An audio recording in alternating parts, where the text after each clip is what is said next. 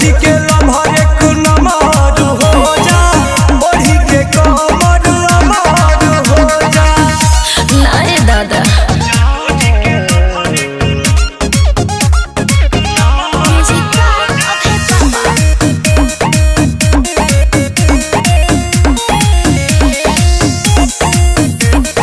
जादो जी कली ही वादा जी, कबो ना बदले इरादा जी।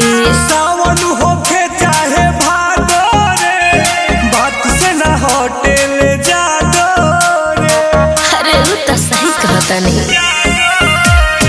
जादो जी कली ही वादा जी, कबो ना बदले इरादा जी।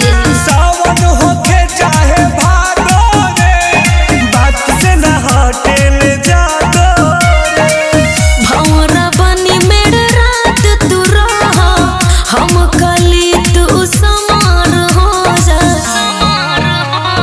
जादो जी के लम्हा एक नमाज हो जा, ओढ़ी के कमर अमार हो जा। जादो जी के लम्हा एक नमाज हो जा, ओढ़ी के कमर अमार हो जा।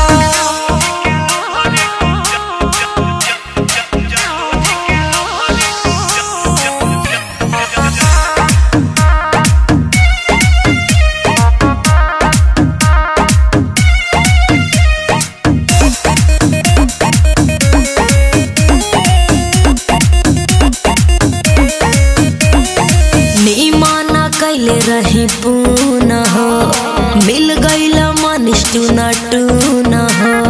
टीका को गोरी का जरा के, नजर न लगे सुनील सागरा के।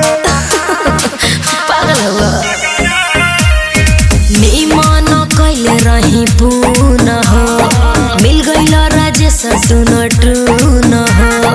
टीका को गोरी का जरा के, नजर न लगे वरुण सागरा के। नंदन हमारा मकान के, आज से तू ऑनर हो जा।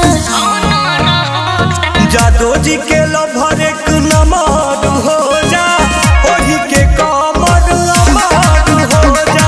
जादो जी के लम्हा एक नमाज हो जा, ओढ़ी के कमर अमार हो जा।